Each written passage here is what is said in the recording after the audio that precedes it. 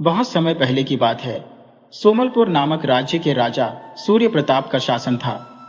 वह एक अत्यंत प्रतापी और प्रजापालक शासक थे। उनके राज्य में हर ओर सुख समृद्धि व्याप्त थी और प्रजा पूर्णतः संतोषपूर्वक जीवन व्यतीत कर रही थी। सूर्य प्रताप का एकमात्र पुत्र तेज प्रताप, जिसे राजा ने अत्यधिक स्नेह और लाड प्यार से पाला था, अब विवाह योग्य आयु का हो चुका था। हालांकि तेज प्रताप ने विवाह को लेकर कुछ विचित्र आग्रह कर दिए थे, जिसके कारण राजा अत्यधिक चिंतित रहने लगे। राजा को यह भय सताने लगा कि यदि तेज प्रताप विवाह नहीं करेगा तो उनके वंश का क्या होगा। जब भी राजा अपने पुत्र से विवाह की बात करते, तेज प्रताप कोई न कोई शर्त रख देता। वह शर्तें इतनी असाधारण और अजीब होती कि कोई भी कन्या उन्हें स्वीकार करने के लिए तैयार नहीं होती। एक दिन राजा ने पुनः अपने पुत्र से आग्रह किया, पुत्र, अब तुम्हारी आयु विवाह योग्य हो चुकी है, हमें तुम्हारा विवाह निश्चित करना होगा। इस पर तेज प्रताप ने उत्तर दिया, महाराज, मैं विवाह करने के लिए तैयार हूं, परंतु मेरी एक शर्त है। जो भी कन्या मुझसे विवाह करेगी उसे प्रतिदिन प्रातःकाल मुझसे 1,00,000 सिक्के मांगने होंगे। राजा ने इस विचित्र शर्त को सुनकर अनेक राज्यों में संदेश भिजवाया और विवाह के लिए योग्य कन्याओं की खोज शुरू की। लेकिन अधिकांश कन्याओं और उनके परिवारों ने इस अजीबोगरीब शर्त को सुनकर विवाह का प्रस्ताव अस्वीकार कर दिया। राजा दिन रात चिंता में डूबे रहते। तेज प्रताप उनका इकलौता पुत्र था और उसके बिना राज्य और वंश कैसे आगे बढ़ेगा, यही सोचकर वह व्याकुल हो उठते। आखिरकार एक ऐसी कन्या सामने आई जिसने तेज प्रताप की शर्त और चुनौती को स्वीकार कर लिया। शुभ मुहूर्त देखकर दोनों का विवाह विधि पूर्वक संपन्न हुआ। विवाह के पश्चात जब राजकुमार तेज प्रताप अपनी पत्नी के साथ महल पहुंचे तो उसने अपनी पत्नी को उसकी शर्त की याद दिलाई और उसे एक लात मारने की बात कही। राजकुमार की पत्नी, जो अब रानी बन चुकी थी, ने शांतिपूर्ण लेकिन दृढ़ स्वर में उत्तर दिया, स्वामी, आप मुझे लात तभी मार सकते हैं जब आप स्वयं अपनी मेहनत से कमाने योग्य हो जाएंगे। अभी आप महाराज सूर्य प्रताप की कमाई पर निर्भर है। यह सुनकर तेज प्रताप का क्रोध 7वें आसमान पर पहुंच गया। अपनी पत्नी के साहसी और तर्कपूर्ण उत्तर से वह इतना क्रोधित हुआ कि बिना कुछ कहे महल छोड़कर अपना राज्य और परिवार त्याग अपनी जीविका अर्जित करने के लिए निकल पड़ा। सूर्य की पहली किरणों के साथ जब तेज प्रताप की खोज की गई तो यह ज्ञात हुआ कि वह अपनी आजीविका कमाने के लिए राज्य छोड़ चुका है, परंतु उसकी पत्नी ने सभी को उसे ढूंढने से मना कर दिया।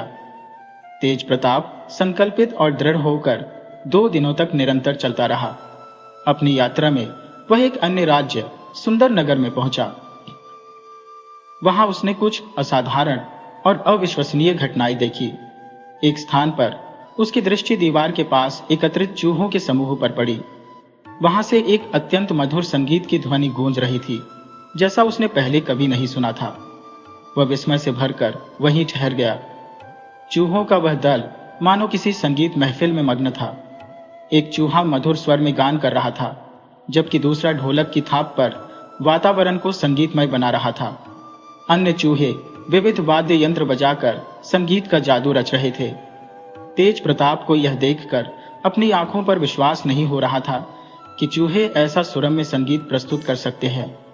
अचानक संगीत समाप्त हुआ और चूहे अपने अपने बिलों में चले गए। तेज प्रताप उस संगीत की स्मृतियों में खोया बैठा रहा, मानो वह धुन उसकी चेतना में अटकी हो।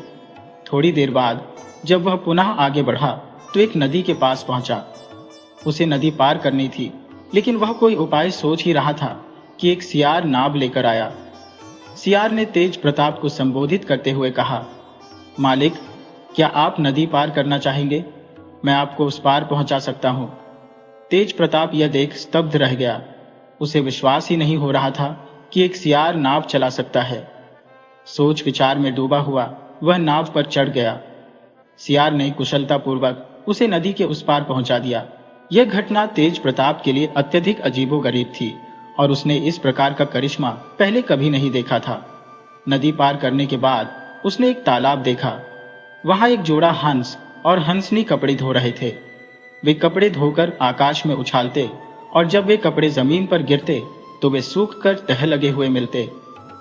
तेज प्रताप यह देखकर हतप्रभ रह गया। वह सोचने लगा कि क्या वह किसी जादुई नगरी में पहुंच गया है, जहां हर घटना अविश्वसनीय और अलौकिक प्रतीत हो रही है। थकान से चूर होकर तेज प्रताप एक पेड़ की छांव में बैठ गया और धूप के कम होने की प्रतीक्षा करने लगा। उसके मन में अभी भी उन घटनाओं की गूंज थी और वह उन्हें समझने में असमर्थ था। शाम होने तक वह सुंदर नगर के मुख्य बाजार में पहुंच गया। बाजार में चहल पहल बढ़ चुकी थी और चारों ओर एक से बढ़कर एक सामान बिक रहे थे। तेज प्रताप उस बाजार की रौनक में खो गया, लेकिन उसके मन में अब भी उस दिन की घटनाएं घूम रही थी, मानो वे किसी रहस्यमय कहानी का हिस्सा हो। खिलौनों, रेशमी वस्त्रों और भव्य सजावटों के बीच तेज प्रताप की नजरें एक वृद्धा पर जाकर ठहर गई, जो अपनी टोकरी में 2 हाथ लंबी ककड़ी और 4 हाथ लंबे बीज ली बैठी थी। यह दृश्य उसके लिए अत्यंत विचित्र और अबूझ था, क्योंकि उसने पहले ऐसा कभी नहीं देखा था। वह अपने भीतर उमड़ते प्रश्नों को शांत करने का प्रयास करता रहा, लेकिन समझने में असफल रहा। वहीं एक खंभे पर चिपके पोस्टर ने उसकी उत्सुकता को और बढ़ा दिया। पोस्टर पर राज्य के राजा की घोषणा लिखी थी, जिसमें ऐसी असामान्य घटनाओं के साक्ष्य लाने वाले को पुरस्कृत करने का वादा किया गया था। तेज प्रताप ने यह अवसर अपनी आजीविका सुधारने और अपने जीवन की परिस्थितियों को बदलने के लिए उपयुक्त समझा। राजमहल पहुंचकर उसने राजा को अपनी देखी गई सभी अद्भुत घटनाओं के बारे में विस्तार से बताया। उसकी बात सुनकर राजा को आशंका हुई। उन्होंने कहा, तुम्हारी बातों पर विश्वास करना कठिन है। क्या तुम इन घटनाओं को प्रमाणित कर सकते हो? तेज प्रताप ने साहसपूर्वक उत्तर दिया, महाराज, मैं आपको सब कुछ दिखाने के लिए तैयार हूं, लेकिन यदि मैं असफल रहा तो आप मुझे कैद में डाल सकते हैं, और यदि मैं सफल हुआ तो आप मुझे अपने राज्य का आधा हिस्सा देने का वचन दें। राजा उसकी आत्मविश्वास भरी चुनौती स्वीकार करते हुए बोले, ठीक है, यदि तुम अपनी बात सिद्ध कर पाओ तो हम अपना वचन निभाएंगे। राजा अपने मंत्रियों और दरबारियों के साथ तेज प्रताप के साथ चल दिए। वह उन्हें पहली घटना के स्थल पर ले गया, जहां वृद्धा बैठी थी, लेकिन जैसे ही उन्होंने वहां कदम रखा, वृद्धा कहीं गायब हो चुकी थी। राजा ने तेज प्रताप से कहा, यह घटना तो असत्य सिद्ध हुई। तेज प्रताप ने तुरंत कहा, महाराज, अगली घटना दिखाने की अनुमति दें। वे सभी तालाब की ओर बढ़े, जहां तेज प्रताप ने हंस और हंसनी को कपड़े धोते और हवा में उछालते देखा था। लेकिन राजा और उनकी सेना को आते देख वे हंस और हंसनी आसमान में उड़ गए। वहां भी उन्हें कोई प्रमाण नहीं मिला। राजा ने तेज प्रताप को दूसरी बार निराशा के स्वर में कहा, यह भी तुम्हारी कल्पना मात्र प्रतीत होती है।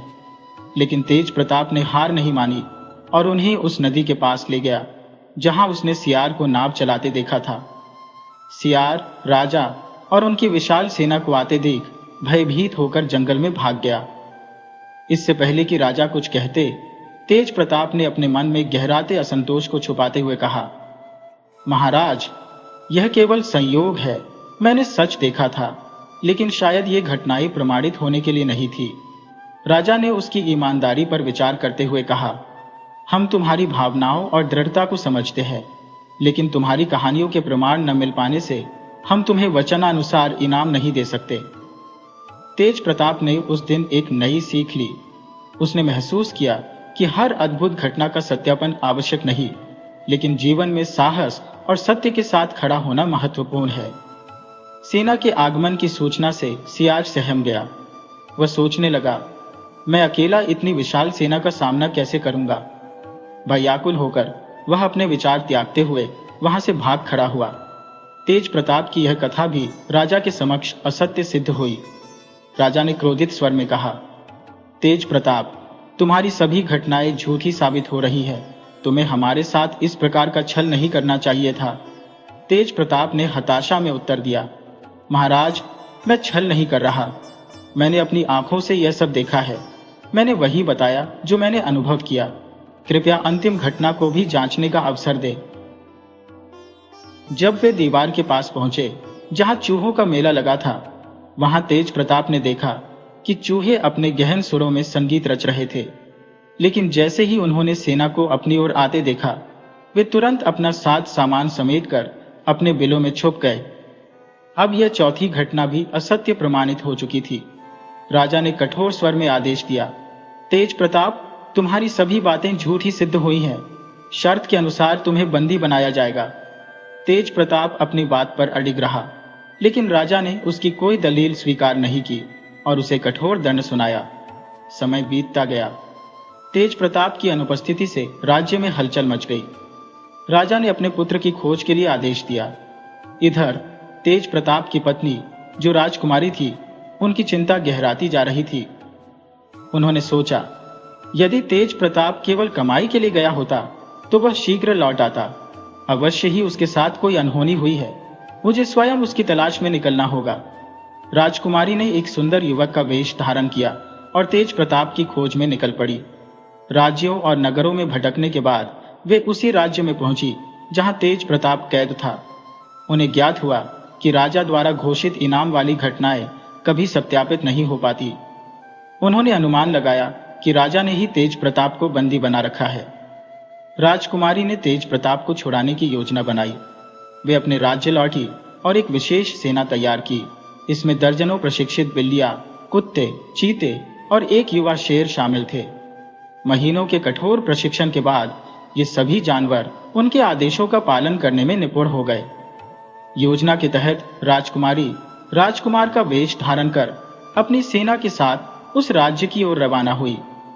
मार्ग में यदि कोई उनसे पूछता, अरे भैया, ये करतब दिखाने वाले जानवर हैं, तो वे मुस्कुराकर उत्तर देती, ये मेरे पालतू साथी हैं, और आगे बढ़ जाती।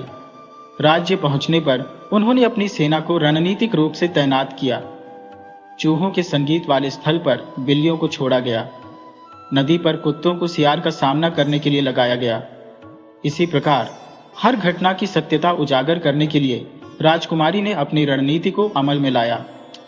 उनकी बुद्धिमत्ता और साहस ने न केवल तेज प्रताप को स्वतंत्रता दिलाई, बल्कि राजा को भी यह सीख दी कि झूठे आरोप लगाकर किसी को कैद करना न्याय संगत नहीं। राजकुमारी और तेज प्रताप विजयी होकर अपने राज्य लौटे और जीवन में सत्य और साहस की महत्ता को सजीव रूप से प्रदर्शित किया।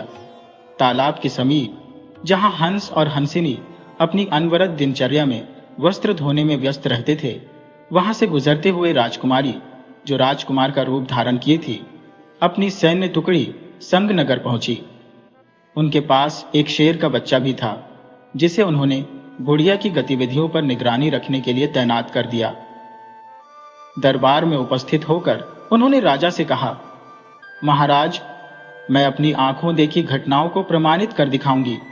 कृपया मेरे साथ चलें और सच्चाई को स्वयं अवलोकन करें। राजा, जो अपनी शर्तों पर अडिग था, स्पष्ट रूप से बोला, यदि तुम्हारी बातें असत्य सिद्ध हुई तो तुम्हें कालकोठरी में डाल दिया जाएगा। राजकुमारी इस चुनौती के लिए पूरी तरह तैयार थी। वे राजा को लेकर घटनास्थल पर पहुंची। जैसे ही बुढ़िया ने राजा और उसके मंत्रियों को अपनी ओर आते देखा, वह भागने का प्रयास करने लगी, लेकिन शेर का बच्चा चौकसी के लिए तत्पर खड़ा था। उसने बुढ़िया को भागने का कोई अवसर नहीं दिया। राजा ने यह सब देखा और पीछे खड़े शेर के बच्चे की उपस्थिति पर आश्चर्य व्यक्त किया, किंतु स्थिति को समझ नहीं सका।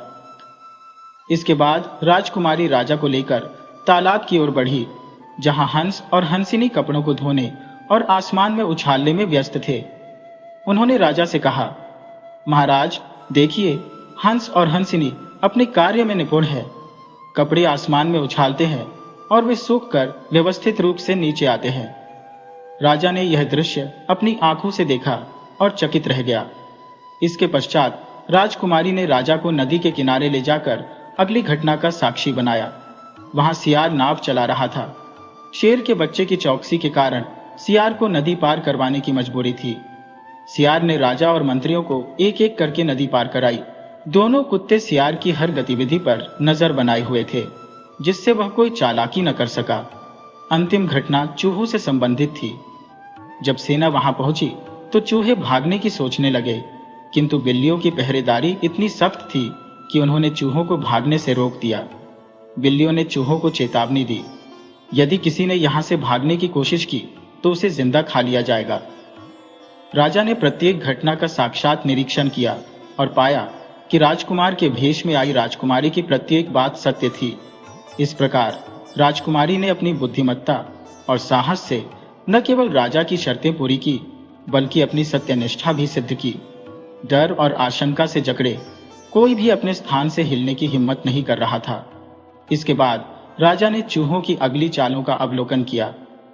चूहों की हालत पहले ही बिल्लियों के भय से इतनी बिगड़ चुकी थी कि उनका साहस संगीत की धुनों में सिमट कर रह गया था। राजा ने बिल्लियों का प्रभुत्व और चूहों का संघर्ष देखा और समझ लिया कि परिस्थिति पूरी तरह बदल चुकी है। राज्य की गद्दी पर अधिकार की यह महागाथा तब और पेचीदा हो गई जब यह साफ हो गया कि आधा राज्य अब राजकुमार का घोषित किया जा चुका था। शाही आदेशानुसार राजा के अधिकांश सेवक, सैनिक और अधिकार भी राजकुमार को सौंप दिए गए। सैनिकों को यह सख्त निर्देश दिया गया कि पूर्व राजा को बंदी बना लिया जाए। उसी क्षण से राजकुमार ने अपने को राज्य का नया अधिपति घोषित कर दिया। सैनिकों ने राजा को तुरंत हिरासत में ले लिया और इस घटना की चर्चा पूरे राज्य में आग की तरह फैल गई। लोग नए महाराज से मिलने की अभिलाषा से उमड़ने लगे। राजकुमार, जो वास्तव में राजकुमारी थी, ने बंदियों की रिहाई का आदेश दिया। जैसे ही यह घोषणा हुई, बंदियों के बीच खुशी की लहर दौड़ गई। वे जो वर्षों से स्वतंत्रता की आशा खो चुके थे, अब उत्सव मनाने लगे। बंदियों को एक एक करके राजमहल में प्रस्तुत किया गया। इस बीच राजकुमारी, जो अब राजा के वेश में थी, ने अपनी पहचान गुप्त रखते हुए हर बंदी से मुलाकात की। जब तेज प्रताप को उनके सामने लाया गया तो राजकुमारी ने उसे अलग से एक विशेष स्थान पर रखने का आदेश दिया। उनके प्रति विशेष आदर सत्कार का प्रबंध किया गया, जिससे तेज प्रताप असमंजस में पड़ गए। तेज प्रताप सोच में डूबे हुए थे। मेरे साथ यह विशेष व्यवहार क्यों? ऐसा क्या है जो मुझे बाकी बंदियों से अलग कर रहा है? उनका मन घबराहट से भर गया। लेकिन राजकुमारी, जो अब राजा का रूप धारण की थी, उनके मनोभावों से अनजान नहीं थी। उन्होंने आदेश दिया कि तेज प्रताप को अतिथि गृह में सम्मान पूर्वक ठहराया जाए। अतिथि गृह में उनके रहने की व्यवस्था भव्य थी। जैसे ही दरबार की व्यस्तताएं समाप्त हुई, राजकुमारी तेज प्रताप के पास पहुंच गई। तेज प्रताप ने उन्हें देखकर क्षमा याचना शुरू कर दी, लेकिन राजकुमारी के चेहरे पर एक मुस्कान झलक रही थी। उन्होंने अपने वेश को त्याग कर अपने असली रूप में प्रकट किया। तेज प्रताप यह देखकर स्तब्ध रह गए, क्योंकि वह उनकी पत्नी ही थी, जिन्होंने इस पूरे प्रकरण को अपनी चतुराई और धैर्य से अंजाम दिया था। मैंने उसे तुरंत पहचान लिया। वह मेरी पत्नी थी। तेज प्रताप की आंखें अपराध बोध और पश्चाताप के आंसुओं से भर गई। जिस पत्नी को एक समय उसने अपमानजनक शर्तों के साथ ब्याह कर घर लाया था, आज उसी ने उसके जीवन की रक्षा की थी। उसकी अंतरात्मा में बेचैनी और ग्लानि का सागर उमड़ रहा था। वह स्वयं को रोक न सका और अपनी पत्नी के चरणों में गिरने को आतुर हो गया, क्षमा याचना हेतु। किंतु उसकी पत्नी तुरंत पीछे हट गई और अत्यंत गंभीरता से बोली, मुझे पाप का भागी मत बनाइए। ये मेरा कर्तव्य था। मैं केवल पत्नी धर्म का पालन कर रही हूं। तेज प्रताप ने गहरी निराशा और अपराध बोध में कहा, पति का धर्म पत्नी की रक्षा करना होता है, लेकिन तुमने मेरी रक्षा की। यह मेरा उत्तरदायित्व था, जिसे मैं निभाने में असफल रहा। मैं तुम्हारे योग्य पति नहीं बन सका। रानी ने दृढ़ स्वर में उत्तर दिया, जब कोई आपके प्राण लेने आए तो मैं कैसे चुप रह सकती हूँ? तुम मेरे पति हो और तुम्हारी रक्षा करना मेरा धर्म है। इस वाक्य के साथ रानी ने अपने पुरुष रूप का परित्याग किया और अपनी असली पहचान प्रकट कर दी। जो उन्होंने सभा में ऐलान किया कि वह अपने समस्त अधिकार और राज्यपाट तेज प्रताप को सौंपकर अपने राज्य लौट जाएंगी। अगले दिन पूरे विधि विधान के साथ तेज प्रताप का राज्याभिषेक किया गया। सुंदर नगर का राज्यपाट तेज प्रताप को सौंपने के पश्चात रानी अपने राज्य लौट गईं। तेज प्रताप ने राज्य की बागडोर संभाल ली और कुछ समय पश्चात वह अपनी पत्नी को उनके घर से सम्मान सहित वापस ले आए। दोनों ने अपने वैवाहिक जीवन को सुखी और संतोषपूर्ण बनाने का प्रण लिया। उनके जीवन का हर क्षण अब नई सीखों और प्रेम की मधुरता से भरपूर था। तेज प्रताप ने न केवल शर्तों के आडंबर को छोड़ा, बल्कि यह भी समझ लिया कि पत्नी केवल अर्धांगिनी नहीं होती, बल्कि सम्मान और समर्पण की पात्र भी होती है। सुंदर नगर अब उनके सुखद जीवन का केंद्र बन गया।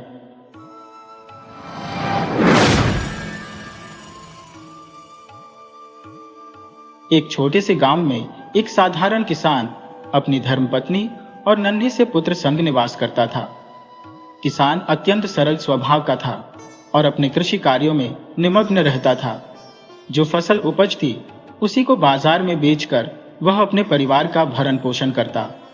उसकी पत्नी भी अत्यंत धार्मिक और पूजा अर्चना में प्रवृत्त थी। वह घर के कार्यों में व्यस्त रहती और अवकाश मिलने पर खेतों में पति का हाथ बटाती, साथ ही अपने पुत्र का पालन पोषण भी करती। इस प्रकार उनका परिवार आनंद और संतोष से जीवन यापन कर रहा था। एक दिन किसान खेत में खुदाई करने पहुंचा। जैसे ही उसने अपनी कुदाल मिट्टी में चलाई, उसका ध्यान गया कि उसकी कुदाल के नीचे एक सर्प आ गया है। दुर्भाग्यवश कुदाल की चोट से सर्प ने वहीं प्राण त्याग दिए। किसान ने यह देखकर अत्यंत दुख अनुभव किया। उसकी दृष्टि पास के बिल पर पड़ी, जहां उसने सर्प के एक नन्हे से शावक को देखा। हालांकि नागिन वहां उपस्थित नहीं थी। किसान विचारमग्न हो गया। सर्प तो अब नहीं रहा और शायद नागिन भी कहीं चली गई हो, लेकिन यह नन्हा सांप तो अब अनाथ हो गया। उसके मन में दया और पश्चाताप का सागर उमड़ पड़ा। किसान को अपनी करनी पर गहरा पश्चाताप हुआ। उसने मन ही मन कहा, मुझसे बड़ा अपराध हो गया। यदि नागिन होती तो अब तक बदला अवश्य ले चुकी होती। किंतु नागिन अनुपस्थित थी और वह विचार करने लगा कि इस नन्हे सर्प को यूं अनाथ नहीं छोड़ा जा सकता। उसने उसे घर ले जाने का निश्चय किया। किसान ने उस सर्प शावक को टोकरी में रखा और घर आते ही पत्नी को सारा वृत्तांत सुनाया।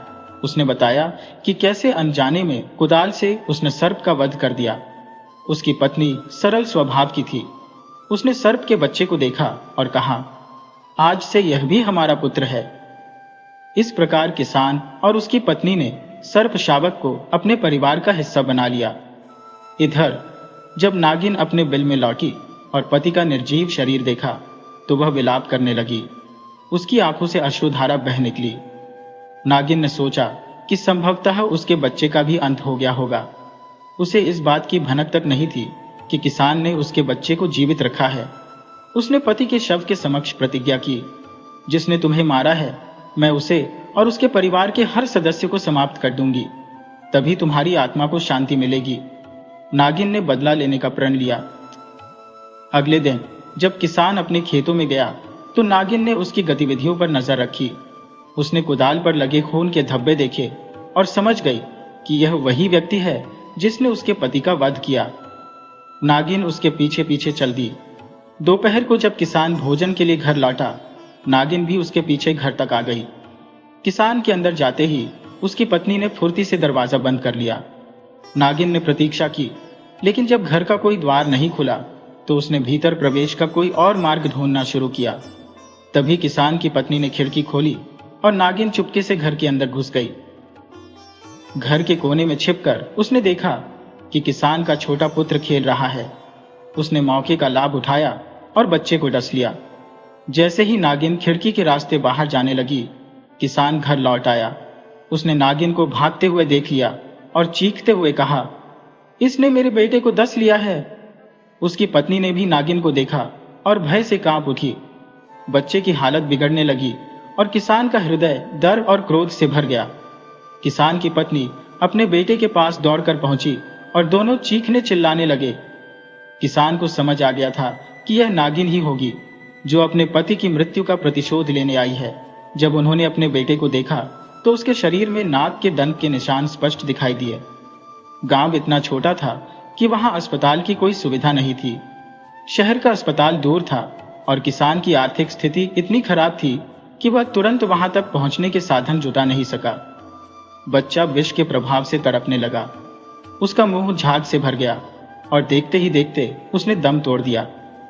अपने इकलौते बेटे की मृत्यु से किसान और उसकी पत्नी पूरी तरह टूट गए। वे बेटे का अंतिम संस्कार करने के बाद गहरे शोक में डूब गए। किसान ने पत्नी को सांत्वना देते हुए कहा, अब हमारे पास जो सांप का बच्चा है उसे ही अपने बेटे की तरह पालेंगे। जाओ। दोनों ने यह ठान लिया कि वे उसे उसी तरह प्यार देंगे जैसे अपने मृत पुत्र को दिया करते थे।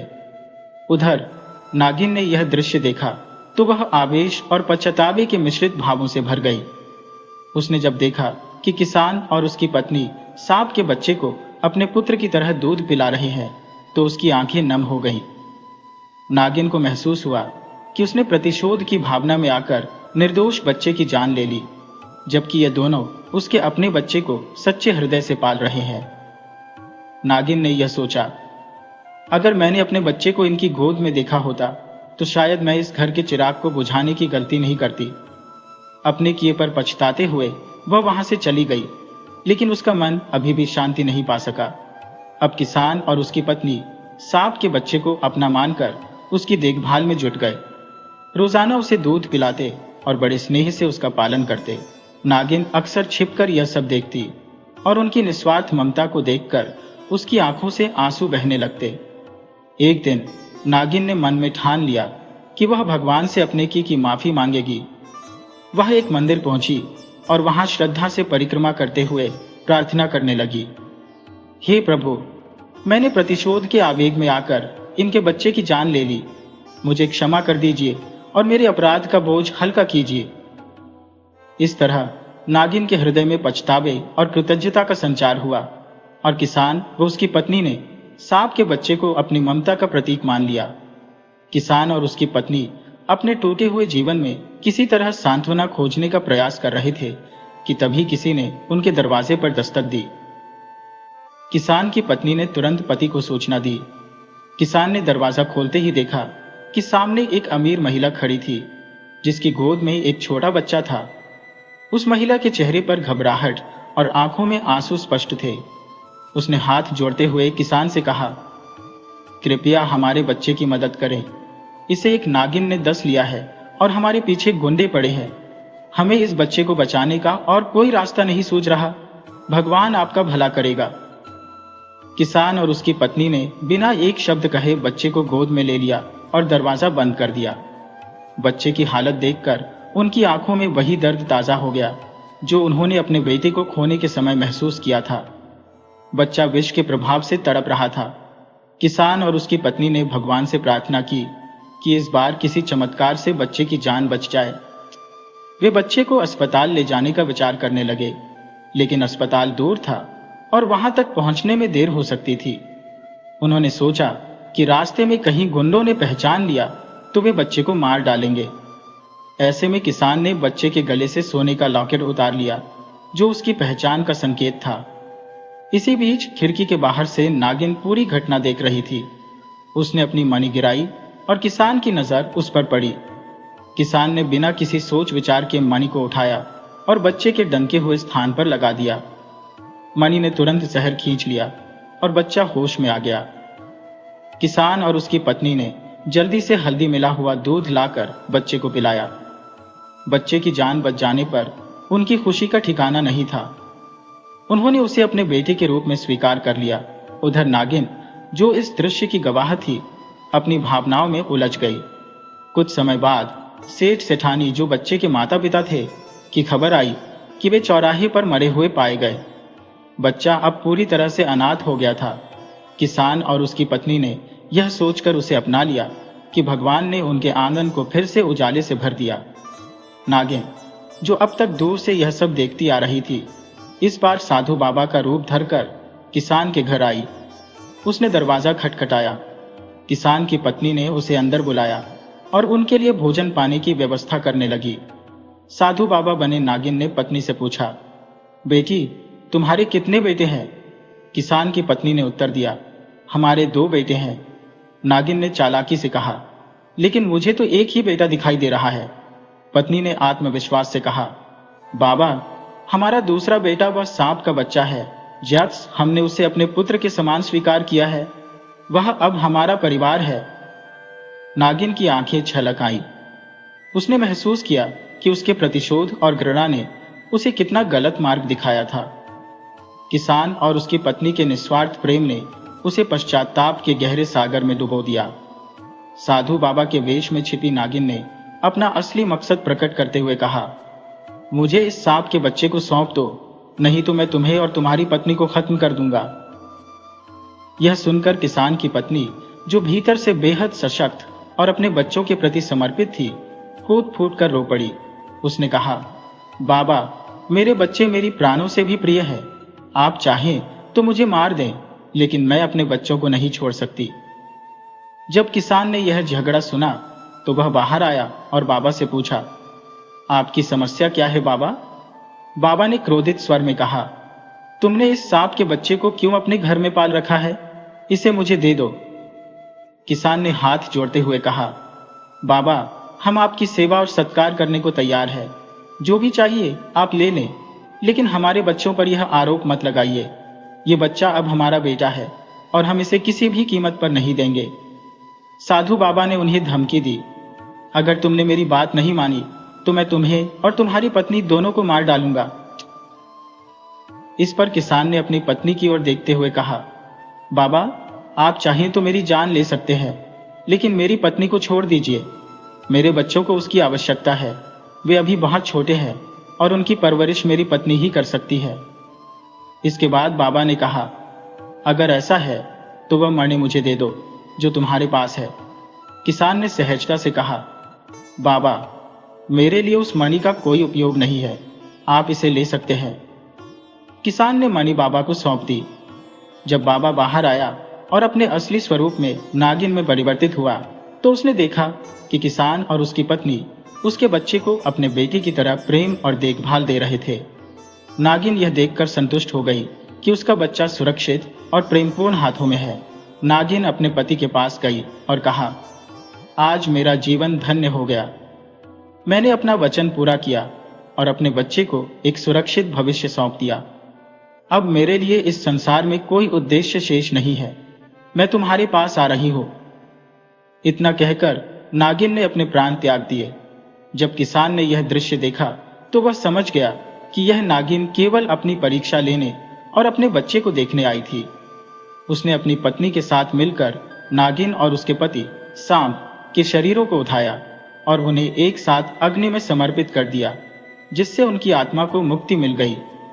अब किसान और उसकी पत्नी के जीवन से सभी भय और चिंताएं समाप्त हो चुकी थी। मणि ने उनके जीवन में समृद्धि और स्थायित्व लाया। उनके घर में अब किसी चीज की कमी नहीं थी। किसान और उसकी पत्नी अपने दोनों बेटों के साथ सुख शांति के जीवन का आनंद लेने लगे। उनकी मेहनत और निस्वार्थ प्रेम ने उनके जीवन को सार्थक बना दिया।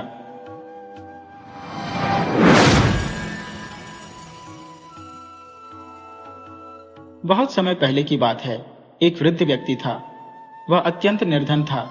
उसके जीवन में कोई सहारा नहीं था। अपना पेट भरने के लिए वह भीख मांगता था। उम्र के बोझ ने उसके शरीर को कमजोर कर दिया था और अब वह अपनी जिंदगी मंदिर की सीढ़ियों पर ही गुजारता था। जो श्रद्धालु वहां आते, उनकी दया से उसे थोड़ा बहुत अन्न मिल जाया करता था। एक दिन वह बुजुर्ग भयंकर बुखार से तप रहा था। ठंड से ठिठुरते और भूख से व्याकुल वह मंदिर के बाहर बैठा था। उसी समय उस नगर के धनाढ्य सेठ और उनकी पत्नी अपनी लंबी चमचमाती गाड़ी में सवार होकर मंदिर पहुंचे। उनके साथ कई नौकर चाकर थे, जिनके हाथों में फल, मिठाइयां, कपड़े और बहुमूल्य रत्न जड़ित भेंटें थी। सेठ जी ने मंदिर में प्रवेश किया। उस वृद्ध ने उन्हें देखकर सोचा कि शायद अब उसकी भूख मिट जाएगी। वह लड़खड़ाते हुए उनकी ओर बढ़ा और करुण स्वर में बोला, सेठ जी, कुछ खाने को दे दीजिए, 2 दिन से भूखा हूं। लेकिन सेठ ने उसे अनसुना कर दिया। उनकी दृष्टि में वह मानो अदृश्य था। सेठ और सेठानी के आगमन पर मंदिर के पुजारी दौड़कर उनका स्वागत करने आए। वे बार बार नमन करते हुए बोले, सेठ जी, आपके आगमन से तो हमारा मंदिर धन्य हो गया। आइए, भीतर पधारिए। सेठ ने अपने नौकरों से कहा, सारा सामान अंदर रखो। पूजा के बाद ये सब भगवान को अर्पित करेंगे। वृद्ध व्यक्ति इस पूरी घटना को निरीह दृष्टि से देख रहा था। उसने फिर प्रयास किया और अपनी कांपती आवाज में कहा, सेठ जी, मैं भूख से बेहाल हूं, कृपया थोड़ा फल या मिठाई दे दीजिए। लेकिन सेठ ने उसकी प्रार्थना को दोबारा अनदेखा कर दिया। तब वह सेठानी के पास पहुंचा और विनम्रता से बोला, सेठानी जी, कृपया मुझे कुछ खाने के लिए दे दीजिए। भूख के कारण मेरी तबीयत बिगड़ रही है। सेठानी ने तिरस्कारपूर्ण स्वर में कहा, बाबा, ये सारे फल और मिठाइयां भगवान को चढ़ाने के लिए है। पूजा के पहले इन्हें छूना भी अशुभ है। हम आपको कुछ नहीं दे सकते। सेठ यह सुनकर भड़क गया। क्रोधित स्वर में वह बोला, अभी तो हमने मंदिर में प्रवेश भी नहीं किया और इस भिखारी ने हमारा रास्ता रोक दिया। पूजा में विघ्न पड़ गया। अब न जाने हमारा काम पूरा होगा या नहीं। पुजारी ने उन्हें शांत करने की कोशिश की। सेठ जी, कृपा करके धैर्य रखिए, भगवान आपकी भक्ति अवश्य स्वीकार करेंगे। लेकिन सेठ और अधिक क्रोधित हो गया। वह गरज कर बोला, पुजारी जी, क्या आप जानते हैं, मैंने इस नगर के सबसे महंगे फल और मिठाइयां खरीदी है, और यह भिखारी हमारी पूजा को अशुद्ध कर रहा है। वृद्ध व्यक्ति असहाय बैठा यह सब सुनता रहा। उसकी आंखों में केवल भूख की पीड़ा नहीं, बल्कि इंसानियत के टूटते बंधन का दर्द भी साफ झलक रहा था। सेठ जी क्रोध में आग बबूला हो उठे और बोले, प्रभु के लिए जो भेंट लेकर आई है उसे अभी तक अर्पित भी नहीं किया, और इस बूढ़े भिखारी ने हमारा सारा ध्यान भंग कर दिया। बताइए, भगवान को चढ़ाने से पहले इसे कुछ कैसे दे दें? पंडित जी विनम्रता से बोले, सेठ जी, कृपा करके शांत हो जाइए। यह बुजुर्ग व्यक्ति शायद अर्ध विक्षिप्त है, मैं इसे समझा दूंगा। सेठ जी और उनकी पत्नी मंदिर के अंदर चले गए। पंडित जी उस वृद्ध भिखारी के पास आए और फुसफुसाते हुए बोले, बाबा, आप यहाँ कोने में बैठ जाइए। जब ये लोग यहाँ से चले जाएंगे तब मैं तुम्हें कुछ खाने को दूंगा। बेचारा बूढ़ा अपनी तपती देह और छलकती आंखों के साथ चुपचाप कोने में बैठ गया। बुखार की तपिश और भूख प्यास ने उसके शरीर को तोड़ दिया था। वह अशक्त किंतु असहाय उस कोने में अपनी तकलीफ के साथ समेट कर बैठा रहा। मंदिर के भीतर सेठ जी ने भगवान को प्रणाम किया और आरती के लिए थाल उठाया। जैसे ही वे आरती करने लगे, थाल उनके हाथों से गिरकर भूमि पर जा पड़ा। सभी स्तब्ध रह गए। पंडित जी ने दूसरा थाल थमाया और बोले, सेठ जी, दूसरा आरती का थाल लीजिए और पूजा जारी रखिए। दूसरी बार पूजा समाप्त हुई। इसके बाद सेठ जी ने भगवान को भेंट चढ़ाने के लिए नौकरों से सामग्री मंगवाई। जैसे ही वे भेंट अर्पित करने लगे, धरती अचानक हिलने लगी। भूकंप के झटकों से सारी भेंटें जमीन पर गिर पड़ी। सेठानी भयभीत होकर बोली, पंडिता जी, आपने देखा, मुझे लगता है बाहर बैठे उस बुजुर्ग भिखारी की वजह से भगवान नाराज हो गए हैं। वही हमारी पूजा में विघ्न डाल रहा है। सेठ जी ने हामी भरते हुए कहा, हाँ, उसी की वजह से हमारी पूजा स्वीकार नहीं हो रही है। उस बूढ़े की टोक ने हमारी आराधना में बाधा डाल दी है। पंडिता जी हाथ जोड़कर बोले, सेठ जी, कृपया मुझे क्षमा करें, परंतु भगवान उस बुजुर्ग से नाराज नहीं है। वास्तव में भगवान आपसे अप्रसन्न है। सेठानी ने विस्मय से पूछा, लेकिन हमने क्या किया है पंडिता जी? पंडिता जी ने गंभीर स्वर में कहा, आप पूछते हैं कि आपने क्या किया? आपने वह किया जो भगवान के सिद्धांतों के विपरीत है। आप इतने महंगे फल और उपहार प्रभु को अर्पित करने के लिए लाए, परंतु क्या आपने यह नहीं सोचा कि हर इंसान के भीतर भगवान का वास है? वह वृद्ध व्यक्ति जो भूखा और बीमार था, वही भगवान के रूप में आपसे प्रसाद मांगने आया था। पंडिता जी ने आगे कहा, अगर आपने उसे प्रेम पूर्वक कुछ खाने को दिया होता तो वही भेंट भगवान तक स्वयं पहुंच जाती, परंतु आपने उसे दुत्कार दिया। भगवान ने आपके उपहारों को अस्वीकार कर दिया क्योंकि आप उनकी असली उपस्थिति को पहचान नहीं सके। ये सुनकर सेठ जी और सेठानी की आंखें शर्म से झुक गईं। वे अपनी भूल पर पछतावा करने लगे, लेकिन समय की परछाई में अवसर खो चुका था। गरीबों को भोजन कराना वास्तव में उस परमात्मा की आराधना करने के समान होता है, किंतु आपने उस असहाय व्यक्ति का अपमान कर उसे फटकार कर दूर कर दिया। ऐसे में आपकी भेंट को प्रभु कैसे स्वीकार कर सकते हैं? स्मरण रहे, भगवान श्री कृष्ण ने सुदामा के प्रेम पूर्वक अर्पित मुट्ठी भर चावल को सर्वोच्च स्थान दिया था। जो भगवान इस संसार के स्वामी है, जिन्हें सब कुछ अर्पित किया जाता है, वे हमारे कीमती उपहारों से प्रसन्न नहीं होते। वे तो वही हैं जो जगत का पालन पोषण करते हैं। उन्हें केवल निष्ठा और समर्पण चाहिए। एक प्रेमपूर्ण पुष्प, एक बेलपत्र ही उनके हृदय को संतुष्ट कर देता है। महंगे उपहार चढ़ाकर उनके प्रति एहसान करने का भाव रखना अनुचित है। इसके बजाय यदि किसी भूखे को भोजन कराए तो उसकी आत्मा से निकला आशीर्वाद आपकी झोली को सुख समृद्धि से भर देगा। और यदि किसी मांगने वाले को कुछ देने में असमर्थ हो तो कम से कम उसका अपमान न करें, क्योंकि वह अपनी इच्छा से गरीब नहीं बना है और न ही भीख मांगना उसे अच्छा लगता है। यह उसकी विवशता है। कहते हैं, ईश्वर की लीला अपरंपार है। कब किसी भिखारी को राजा बना दें और कब किसी राजा को भिखारी, ये कोई नहीं जान सकता।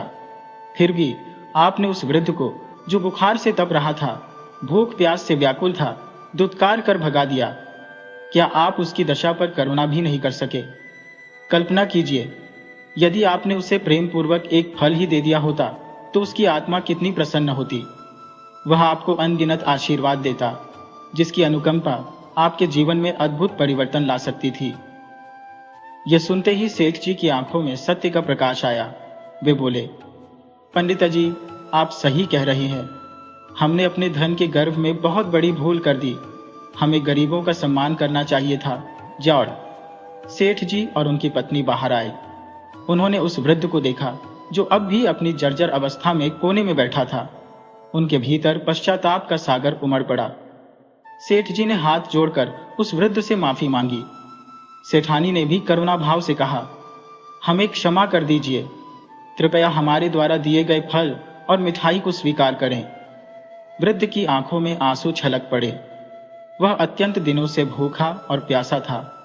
उसका शरीर बुखार और कमजोरी से टूट चुका था। सेठ जी ने तुरंत अपने सेवकों को बुलाया और उस वृद्ध को गाड़ी में बिठाकर अस्पताल ले गए। वहां उसका उपचार कराया। उस वृद्ध ने सेठ जी को दिल से आशीर्वाद दिया। जो भी इलाज का खर्च हुआ, वह सेठ जी ने सहर्ष वहन किया। वृद्ध के आशीर्वादों ने उनके जीवन में नई ऊर्जा भर दी। दोस्तों, यदि आप भगवान की आराधना करने जा रहे हो और मार्ग में कोई भूखा असहाय व्यक्ति मिले तो पहले उसे भोजन दें। पूजा का फल तभी मिलेगा जब हमारी मानवता जीवित होगी। भगवान को भोग चढ़ाएं, लेकिन यदि कोई असहाय, वृद्ध या अपंग व्यक्ति आपकी सहायता का आकांक्षी हो तो उसकी सहायता अवश्य करें। यही सच्ची पूजा है।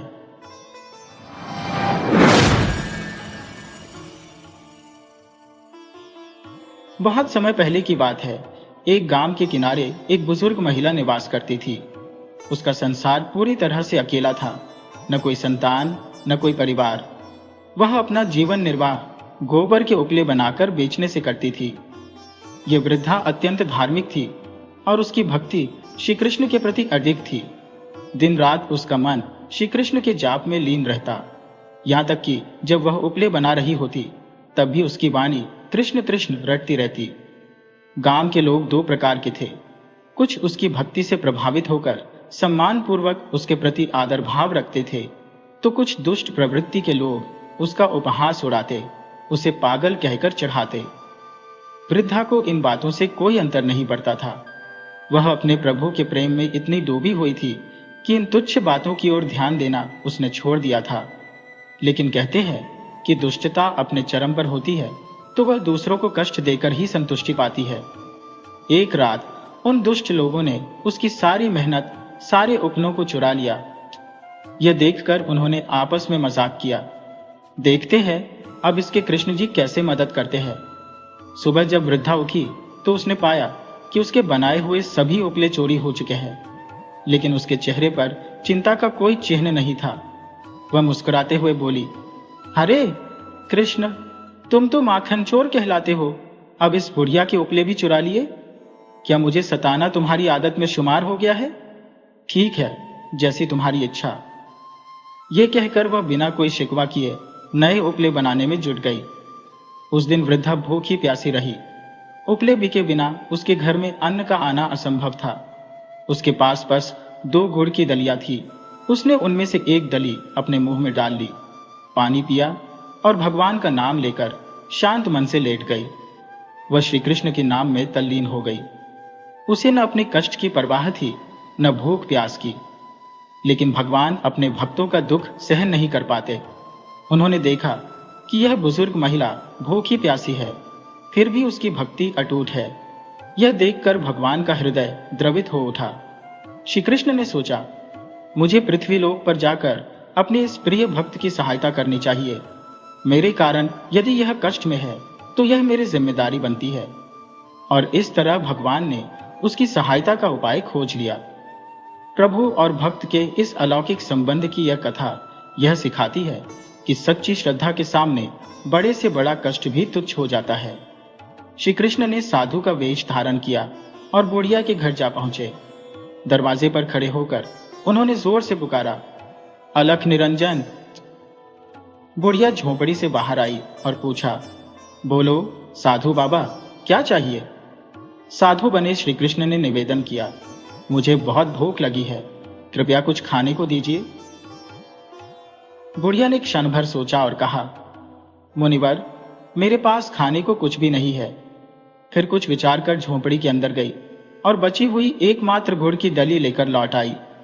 उसने वह गुड़ साधु बाबा को दिया और एक लोटा शीतल जल भी प्रस्तुत किया। वह बोली, साधु बाबा, इसे खाइए और ऊपर से जल ग्रहण कर लीजिए, इससे आपकी भूख शांत हो जाएगी। श्री कृष्ण ने वृद्धा के प्रेम और समर्पण को अनुभव किया। उनके हृदय में उस क्षण एक गहरी कृतज्ञता उमड़ पड़ी। वह गुड़ और पानी ग्रहण करते हुए वृद्धा के त्याग और सेवा से अभिभूत हो गए। साधु बने श्री कृष्ण ने उसे सांत्वना दी और कहा, माई, तुम्हारे कष्ट अवश्य दूर होंगे, भगवान तुम्हारी सहायता करेगा। यह सुनकर बुढ़िया की आंखें नम हो गई, पर उसने कुछ नहीं कहा। इसके बाद साधु बाबा गांव के सरपंच के घर जा पहुंचे।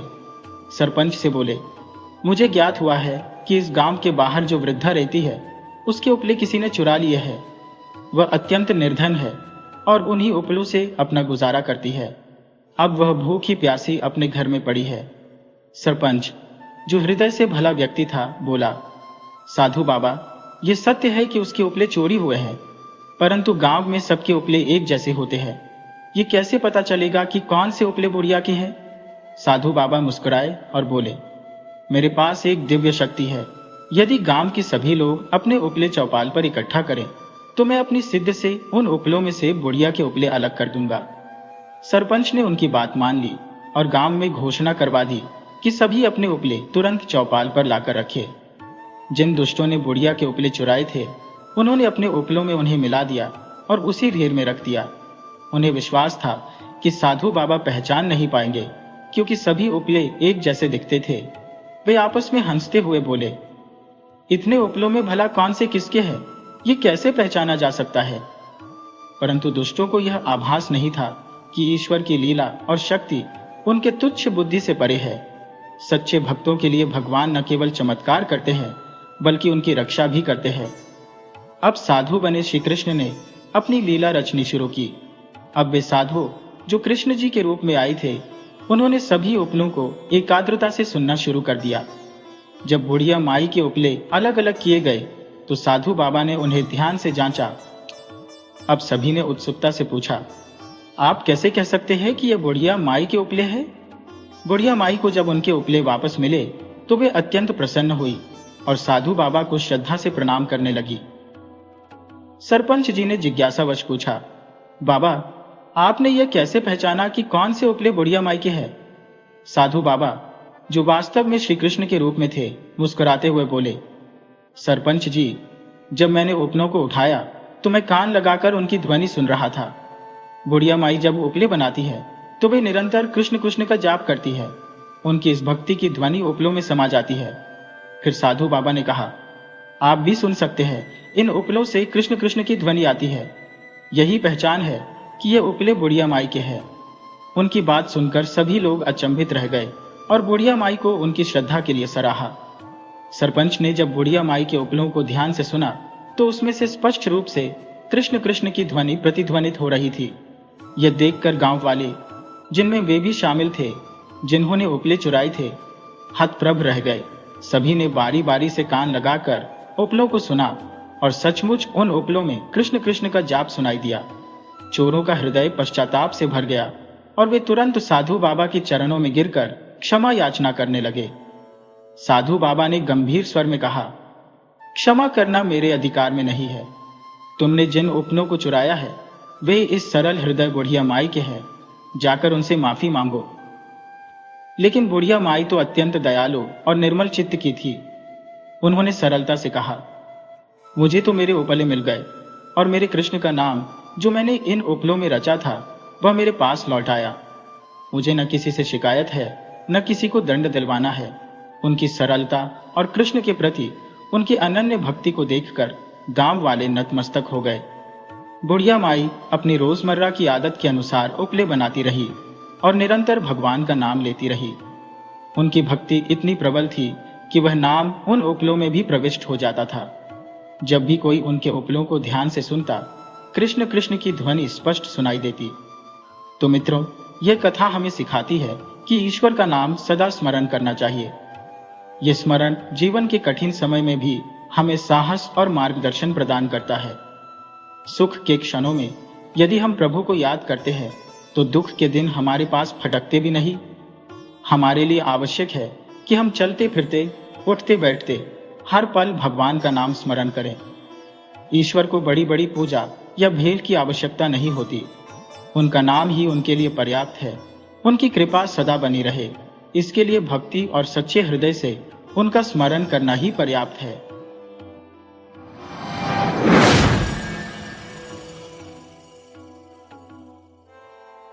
एक गांव में एक दंपत्ति निवास करता था। पत्नी को श्वास संबंधी बीमारी थी, जिससे वह सदैव व्यथित रहती थी। उनके 3 संतानें थी, परंतु तीनों के होने के बावजूद उनकी देखभाल करने वाला कोई नहीं था। सबसे बड़ा पुत्र हिमांशु हरिद्वार में वन विभाग में अधिकारी के रूप में कार्यरत था। छोटा बेटा मयंक घर पर रहकर अपनी पढ़ाई करता और कोचिंग में शिक्षण कार्य करता था। वहीं सबसे छोटी बेटी तमन्ना, जो घर से बाहर हॉस्टल में रहकर अध्ययनरत थी। इस परिस्थिति में परिवार के सभी सदस्यों ने हिमांशु के विवाह का प्रस्ताव रखा। उनका कहना था कि पत्नी की बीमारी और घर के दायित्वों के चलते बहू के आने से घर की देखभाल सरल हो जाएगी। माता पिता ने रिश्तेदारों से सलाह मशविरा किया और सबने इस बात पर सहमति जताई कि सरकारी नौकरी में होने के कारण हिमांशु के लिए एक उपयुक्त रिश्ता दहेज और प्रतिष्ठित घराने से सहज ही प्राप्त हो सकता है। एक रिश्ता सुझाया गया जो उनकी अपेक्षाओं के अनुकूल प्रतीत हुआ। लड़की संपन्न परिवार से थी और उनके परिजनों ने भी इस रिश्ते को लेकर अपनी सहमति जताई। इस प्रकार दोनों पक्षों ने आपसी सहमति से अपनी अपनी मांगें सूचीबद्ध कर दी और विवाह के लिए प्रक्रिया आरंभ कर दी। जैसे ही ज्योति और रमेश, मयंक, हिमांशु और तमन्ना के माता पिता रिश्ते की चर्चा कर वापस लौटे, मयंक ने जिज्ञासु होकर प्रश्न किया, माँ क्या हुआ, लड़की कैसी है? रमेश ने झुंझलाते हुए कहा, लड़की देखी ही नहीं। मयंक हैरानी से बोला, पर आप तो भैया के लिए लड़की देखने गए थे। इस पर उनकी मां सुमैला ने समझाया, हाँ गए थे, लेकिन लड़की देखने से पहले ही बात बिगड़ गई। जब हमने अपनी शर्तें बताई तो लड़की वालों ने साफ कह दिया कि उनकी बेटी पढ़ी लिखी और संस्कारी है, लेकिन वे हमारी सारी मांगें पूरी नहीं कर सकते। अगर हम अपनी शर्तें थोड़ी कम कर दें तो रिश्ता बन सकता है। यह सुनते ही रमेश ने खींचते हुए कहा, हमने इसलिए रिश्ता ठुकरा दिया क्योंकि हमारा बेटा वन विभाग में अधिकारी है। उसके लिए रिश्तों की कोई कमी नहीं है। कई जगहों से प्रस्ताव आए हुए हैं। मयंक ने निराश होकर कहा, माँ, पिताजी, आप दोनों क्यों नहीं समझते कि दहेज से ज्यादा जरूरी है कि लड़की अच्छी हो? यह सुनते ही माता पिता क्रोधित हो उठे। रमेश ने कहा, तुम्हारे भाई की सरकारी नौकरी के लिए जो लाखों रुपए खर्च किए उसका क्या? और तुम्हें तो हमने कितनी बार कहा कि भाई की तरह कोई अच्छी सरकारी नौकरी पकड़ लो, लेकिन तुम हो कि अपनी जिद पर अड़े हो। अपनी मेहनत से नौकरी करोगे? चलो देखते हैं कैसे करते हो। मयंक कुछ नहीं बोला और चुपचाप अपने कमरे में चला गया। उसका सपना था कि वह एयरफोर्स में जाए, लेकिन अब तक सफलता नहीं मिली थी। घर में उसकी बात सुनने वाला केवल उसकी बहन तमन्ना थी, जो हॉस्टल में रहकर पढ़ाई कर रही थी। मयंक अक्सर अपने कमरे में किताबों में डूबा रहता और घर की बातों से दूर रहने की कोशिश करता। इस बीच हिमांशु की शादी के लिए कई प्रस्ताव आए, लेकिन दहेज की मांग पूरी न हो पाने के कारण कोई रिश्ता तय नहीं हो सका। हिमांशु हरिद्वार में अपनी नौकरी में व्यस्त था और शादी की जिम्मेदारी पूरी तरह माता पिता पर छोड़ रखी थी। संयोग से कुछ समय बाद हिमांशु के लिए एक उपयुक्त रिश्ता सामने आया। लड़की का नाम प्रीति था और वह अपने माता पिता की इकलौती संतान थी। उनके पिता सरकारी ठेकेदार थे और उन्होंने सभी शर्तें खुशी खुशी मान ली। ये खबर सुनकर मयंक बेहद प्रसन्न हुआ और तुरंत अपने भाई हिमांशु और बहन तमन्ना को सूचना दी। दोनों ने भी इस खबर से खुशी जाहिर की। जल्द ही हिमांशु को बुलाया गया और रिश्ता तय कर पारिवारिक समारोह में सारी रस्में पूरी की गई। प्रीति का स्वरूप आकर्षक था और उसका स्वभाव सौम्य और सरल प्रतीत हो रहा था। पंडित जी ने विवाह का शुभ मुहूर्त 1 माह बाद का सुनिश्चित किया। इस बीच मयंक को तमन्ना को लाने के लिए देहरादून भेजा गया, क्योंकि वह वहीं के एक हॉस्टल में रहकर अपनी पढ़ाई पूरी कर रही थी। जब मयंक तमन्ना को लेकर घर पहुंचा तो वह अपने माता पिता को देखते ही भाव विभोर होकर उनके गले लग गई। तमन्ना अपनी सहेली धरा से मिलने के लिए उत्साहित थी, लेकिन उसकी मां सुमैला ने उसे रोकते हुए कहा, तमन्ना जरा रुक जाओ, धरा को कहो कि वह जल्दी केदारनाथ से सामान निकालकर घर आ जाए। मुझे शादी की तैयारियों में मदद की सख्त जरूरत है। मुझे तो कुछ समझ ही नहीं आ रहा कि क्या कैसे करना है। तमन्ना ने जवाब दिया, ठीक है मां, मैं धरा को बुला लाती हूँ, क्योंकि धरा और तमन्ना बचपन से घनिष्ठ मित्र थी। सुमैला ने मुस्कुराते हुए कहा, तुम्हारी यह सहेली धरा सचमुच बहुत समझदार और गुणी है। उसने जिले में टॉप किया है। बेचारे की मां तो बचपन में ही गुजर गई। उसके पिता, जो एक शिक्षक है, ने ही उसे इस काबिल बनाया। घर में शादी की चहल पहल बढ़ गई थी। रिश्तेदारों का आना जाना शुरू हो चुका था। इस दौरान तमन्ना अपने पिता और भाइयों के साथ बाजार गई हुई थी। उधर सुमैला एक अलग कमरे में बैठकर प्रीति को देने के लिए गहनों, कपड़ों और अन्य सामानों की छंटाई में व्यस्त थी।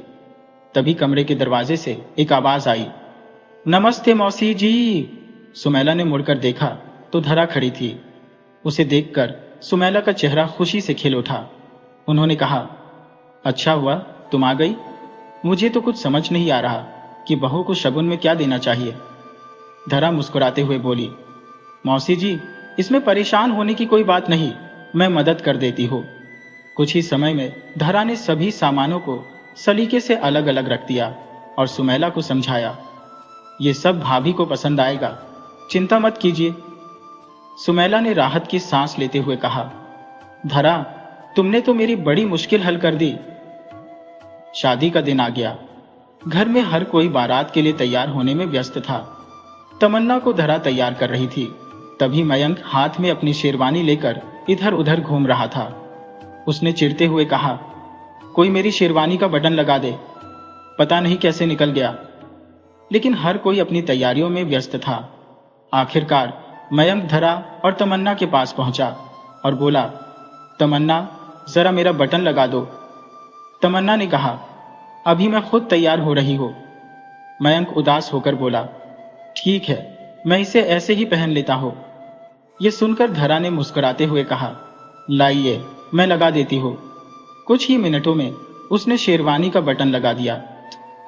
जब सुमैला कमरे में आई तो उन्होंने धरा को देखकर कहा, धरा, तुम अभी तक तैयार नहीं हुई? धरा ने उत्तर दिया, मौसी जी, बस अब जा रही हो। जब धरा तैयार होकर आई तो उसकी सादगी और सौम्यता ने सबका ध्यान खींच लिया।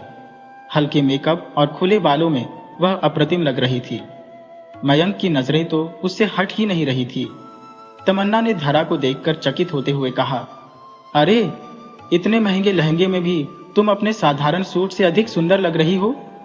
उसकी बात पर धरा मुस्कुराई, लेकिन तमन्ना के मन में यह सवाल बना रहा कि आखिर साधारण वेशभूषा में भी धरा इतनी आकर्षक कैसे लग सकती है। बारात सज धज कर निकल चुकी थी और विवाह की रस्में सजीवता से संपन्न हो रही थी। प्रीति अपनी ससुराल दहेज के भारी भरकम सामान के साथ आई, जिसमें गहने, कीमती कपड़े और अन्य महंगे उपहार शामिल थे। आस पड़ोस और रिश्तेदारों की आंखें चौंधिया गई और हर कोई सुमैला और रमेश को बधाई देने लगा कि उन्हें इतनी योग्य बहू मिली। प्रीति घर के हर सदस्य के लिए सुंदर तोहफे लाई थी। तमन्ना भी प्रीति से मिलकर बेहद प्रसन्न हुई। धीरे धीरे शादी की भीड़भाड़ खत्म हो गई और मेहमान विदा होने लगे। शादी के तीसरे दिन हिमांशु को अपनी नौकरी पर वापस जाना था। उसने शादी के लिए काफी छुट्टियां ले रखी थी। सुमैला ने हिमांशु के लिए सामान तैयार करना शुरू कर दिया। उसी दौरान प्रीति भी अपना सामान बांधने लगी। ये देखकर सुमैला ने चौंकते हुए पूछा, अरे बेटी, तुम क्यों सामान बांध रही हो? प्रीति ने सहजता से उत्तर दिया, मैं हिमांशु जी के साथ जा रही हूं। सुमैला ने व्यथित होकर कहा, पर अभी तो शादी को सिर्फ 2 दिन हुए हैं, कुछ समय तो हमारे साथ बिता लो, फिर हिमांशु के साथ चली जाना। प्रीति ने हिमांशु की ओर देखा और हिमांशु ने कहा, माँ। प्रीति ने पहले ही स्पष्ट कर दिया था कि शादी के बाद वह मेरे साथ ही रहेगी। सुमैला ने असहाय होकर कहा, पर बेजा, मैं भी तो कुछ समय अपनी बहू के साथ बिताना चाहती थी। कितने अरमान थे मेरे। लेकिन प्रीति ने अपनी बात पर अड़िग रहकर सुमैला की बातें अनसुनी कर दी। अगले दिन हिमांशु प्रीति को लेकर दहेज में मिली कार से सहारनपुर होते हुए हरिद्वार के लिए रवाना हो गया। सुमैला की आंखों में उदासी घर कर गई, लेकिन न हिमांशु ने उसकी परवाह की, न ही प्रीति ने। तमन्ना को भी मयंक हॉस्टल छोड़ने देहरादून चला गया। कुछ दिनों की हलचल के बाद घर में सन्नाटा पसर गया। अब बस सुमैला, रमेश और मयंक ही घर में रह गए। सुमैला की तबीयत खराब होने लगी और मयंक ने एक घर के काम के लिए एक नौकरानी दामिनी को रख लिया। लेकिन दामिनी का काम सुमैला को कभी पसंद नहीं आता। वह अक्सर उसे कुछ न कुछ सुनाया करती। दामिनी अपने काम में लगनशील थी, लेकिन सुमैला को उसकी हर बात खटकती थी। एक दिन पड़ोस की महिलाएं सुमैला से मिलने आई और मयंक की शादी का जिक्र छेड़ दिया। सुमैला ने खिन्नता से कहा, अब तो मुझे किसी से कोई उम्मीद नहीं रही। जमाना बदल गया है। आजकल की बहुएं पति को ही परिवार मानती हैं। न सास की सेवा का भाव है, न ही परिवार के प्रति कोई लगाव। समय बीतता गया। प्रीति और हिमांशु मेहमानों की तरह आते और कुछ दिन रुककर चले जाते। सुमैला के अरमान मन में ही रह गए। मयंक ने भी फौज में भर्ती के लिए परीक्षा दी और तैयारी में लग गया। एक दिन धरा अपने पिता मास्टर जी के साथ अपने विवाह का निमंत्रण लेकर सुमैला के घर आई। सुमैला ने रमेश को बीच में रोकते हुए कहा, आप लोग साधु में जरूर आइएगा। मयंक, जो मन ही मन धरा को पसंद करता था, धरा की शादी की खबर सुनकर गहरी उदासी में डूब गया। मास्टर जी ने खुद निमंत्रण देने घर पर आए थे। सुमैला ने मयंक से कहा, कम से कम तुम तो चले जाना। मेरी तबीयत तो ठीक नहीं रहती और मैं इस वजह से नहीं जा सकती। परीक्षा की तैयारी के चलते न तो तमन्ना आ सकी और न ही प्रीति, जो धरा की सहेली थी। शादी वाले दिन सुमैला की तबीयत भी खराब थी, जिसके चलते वह इस विवाह में सम्मिलित नहीं हो सकी। मयंक उदासी के साथ तैयार हुआ और शादी में शामिल होने निकल पड़ा। मयंक के जाते ही सुमैला और रमेश बैठकर बातें करने लगे। रमेश ने सुमैला को बताया, प्रीति के पिताजी ने मयंक के लिए एक बहुत अच्छा रिश्ता सुझाया है। बस नौकरी लगने की देर है। यह सुनते ही सुमैला ने पूछा, क्या वे बड़े घर की लड़की है? क्या उतना ही दहेज मिलेगा जितना हिमांशु के विवाह में मिला था? रमेश ने मुस्कुराकर कहा, हाँ, यह रिश्ता उससे भी बेहतर होगा। यह सुनते ही सुमैला का चेहरा खुशी से खिल उठा। उसकी आंखों में गहने और महंगे सामान की कल्पनाएं घूमने लगी। दामिनी ने उसी समय सारा काम निपटाकर खाना बना दिया। सुमैला आज इतनी प्रसन्न थी कि उसने दामिनी को कुछ नहीं कहा। खाना खाते हुए दरवाजे की घंटी बजी। सुमैला ने कहा, लगता है मयंक आ गया।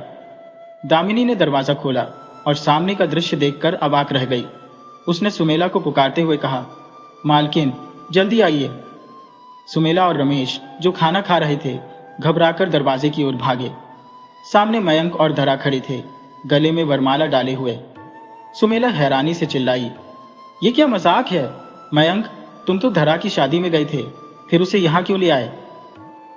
सुमैला एक के बाद एक सवाल पूछती चली गई, बिना मयंक को जवाब देने का मौका दिए। रमेश ने सुमैला को शांत करने की कोशिश करते हुए कहा, क्या कर रही हो? पहले दोनों को अंदर तो आने दो। बाहर खड़े खड़े सारी बातें पूछोगी क्या? सुमैला गुस्से में बोली, नहीं, मैं इसे घर के अंदर नहीं आने दूंगी। यह कोई मजाक नहीं है। क्या किसी भी छोटे घर की लड़की को उठाकर लाने पर मैं उसे अपनी बहू मान लूंगी? नहीं, मैं इसे कभी अपनी बहू नहीं मान सकती। मयंक ने आखिरकार चुप्पी तोड़ी। माँ, पिताजी, मेरी बात सुनिए। मैंने यह सब जानबूझकर नहीं किया। आप लोग पूरी बात तो सुन लें। रमेश ने माहौल को समझते हुए सुमैला को एक तरफ बैठाया और कहा, जो हुआ सो हुआ। तुम अपनी सेहत खराब मत करो। मयंक, धरा, तुम दोनों अंदर जाओ, बाकी बातें बाद में होंगी। तभी दामिनी बोली, साहब, छोटे साहब दुल्हन लेकर आए हैं। क्या बिना रस्मों के उन्हें घर के अंदर आने दिया जाएगा? शगुन नहीं होगा क्या? सुमैला गुस्से से भड़कते हुए बोली, अपशगुन तो ये अपने साथ लाया है, इससे बड़ा अपशगुन और क्या होगा? मैं तो कोई रस्म नहीं करूंगी। रमेश ने दामिनी से कहा, तुम ही सब संभाल लो, कम से कम ये तमाशा तो खत्म हो। दामिनी ने यह समझदारी दिखाई कि पड़ोसियों के सामने तमाशा बनने से बचना चाहिए। वह थाल में आरती की सामग्री और चावल से भरा कलश लेकर आई और कुमकुम की थाल के साथ सारी रस्में पूरी कर दी। धीरे धीरे धरा, जो अब मयंक की पत्नी बन चुकी थी, घर में प्रवेश कर गई। रमेश ने कहा, दामिनी, धरा को मयंक के कमरे में ले जाओ, बाकी बातें हम मयंक से करेंगे। सैंधी। दामिनी धरा को कमरे में ले गई और उसे पानी लाकर दिया। उसने धरा से कहा, छोटी मालकिन, आप बहुत भाग्यशाली हैं। हमारे साहब आपको हमेशा खुश रखेंगे। आप चिंता मत कीजिए और रोइए मत।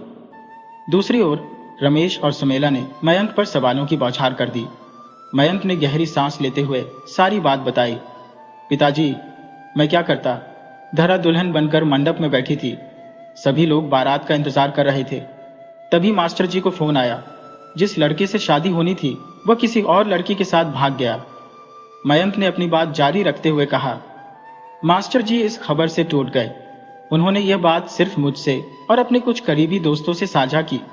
उन्होंने कहा कि इतनी मुश्किलों से कर्ज लेकर शादी की तैयारी की थी। अब अगर बारात नहीं आई तो समाज क्या कहेगा। मेरी बेटी के बारे में कैसी कैसी बातें होंगी। कौन उससे शादी करेगा, वह कैसे जीवन जिएगी। इतना कहते कहते मास्टर जी रो पड़े और बेहोश हो गए। धरा ने तुरंत डॉक्टर को बुलाया। डॉक्टर ने बताया कि यह सदमे की वजह से हुआ है। उनकी हालत ऐसी नहीं थी कि वे और कोई आघात सहन कर पाते। इधर मंडप में लोग जयमाला का इंतजार कर रहे थे और उधर मास्टर जी की हालत देखी नहीं जा रही थी। मुझे समझ नहीं आया कि क्या करूं। मैंने मास्टर जी से कहा, अगर आप मुझे धरा के लायक समझते हैं तो मैं उससे शादी करने के लिए तैयार हूं। मेरी बात सुनकर उनकी आंखों में उम्मीद की किरण जागी। सभी लोगों को यह प्रस्ताव सही लगा। धरा को जब यह बात पता चली तो उसने कहा, आप दया के कारण इतना बड़ा फैसला मत लीजिए। समय के साथ मैं अपने पिताजी को संभाल लूंगी। मैंने उससे पूछा, क्या तुम मुझे पति के रूप में पसंद नहीं करती।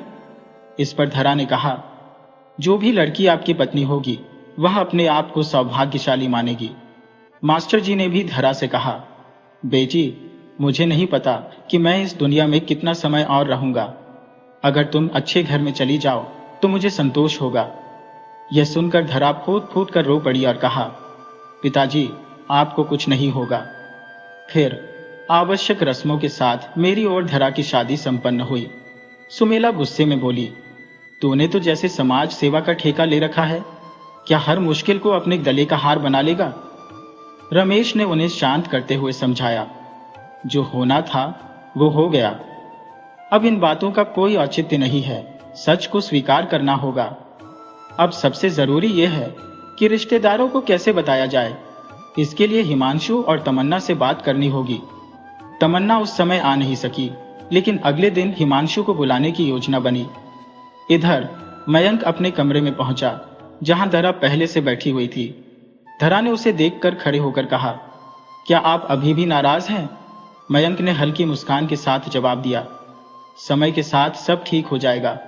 वह थोड़ा रुका और फिर बोला, मैं सोफे पर सो जाऊंगा, तुम बिस्तर पर आराम करो। मैं समझता हूं कि अभी तुम्हारे मन की स्थिति कैसी होगी। जब तुम्हें लगेगा कि मैं तुम्हारे पति के योग्य हो और तुम मुझे मन से स्वीकार करोगी, तभी हमारा रिश्ता पूर्ण होगा। तब तक मैं तुम्हें किसी तरह की बाध्यता में नहीं रखूंगा। रात धीरे धीरे बीत गई। अगले दिन सबके उठने से पहले ही धरा ने नहा धोकर पूजा कर ली। जब सुमेला और रमेश उठे और यह देखा तो वे प्रभावित हुए, लेकिन इसे जाहिर नहीं किया। धरा ने उनके चरण स्पर्श की। रमेश ने कहा, सदा सुहागन रहो। सुमेला ने बेमन से कहा, भले ही मेरी बहू बन गई हो, लेकिन छोटे घर की लड़की को मैं इस घर की बहू नहीं मानूंगी। धरा समझ गई कि उसे इस घर में सबका दिल जीतने के लिए कठिन प्रयास करना होगा। रमेश ने हिमांशु और तमन्ना को बुलाने की बात की। जब तमन्ना को यह सब पता चला तो वह बेहद खुश हो गई। तमन्ना, जो धरा की सहेली थी, अब उनकी भाभी बन चुकी थी। एक शानदार पार्टी का आयोजन हुआ। पार्टी में हर कोई धरा की खूबसूरती की तारीफ कर रहा था। यह देखकर प्रीति को ईर्ष्या हो रही थी। महंगे गहने और शानदार साड़ी पहनने के बावजूद प्रीति का प्रभाव फीका लग रहा था। पार्टी खत्म होने के बाद सुमेला ने धरा को ताने मारने शुरू कर दिए। प्रीति अक्सर अपने दहेज का घमंड करती और धरा पर कटाक्ष करती, लेकिन धरा ने कभी किसी बात का बुरा नहीं माना। समय के साथ धरा ने घर की जिम्मेदारी संभाल ली। सुमेला की देखभाल में उसने कोई कसर नहीं छोड़ी। वह उनकी दवा समय पर देती और उनकी सेवा करती। इसके विपरीत प्रीति ने कभी इस बात की परवाह नहीं की कि सुमेला को किस चीज की जरूरत है। धीरे धीरे सुमेला का स्वास्थ्य बेहतर होने लगा। डॉक्टर भी इस सुधार से खुश थे। मयंक ने भी इस दौरान धरा का भरपूर साथ दिया। समय के साथ मयंक को एहसास हुआ कि उसने धरा के साथ न्याय किया है। दोनों ने एक दूसरे को पति पत्नी के रूप में स्वीकार कर लिया। कुछ समय बाद मयंक ने एयरफोर्स की परीक्षा उत्तीर्ण की। उसे ट्रेनिंग के लिए बुलाया गया। ये खबर पूरे घर के लिए गर्व का क्षण थी। तमन्ना की पढ़ाई उस वर्ष समाप्त हो चुकी थी और वह भी घर लौट आई। अब तमन्ना धरा के साथ ही रहने लगी थी। धरा का मन भी अब स्थिर था।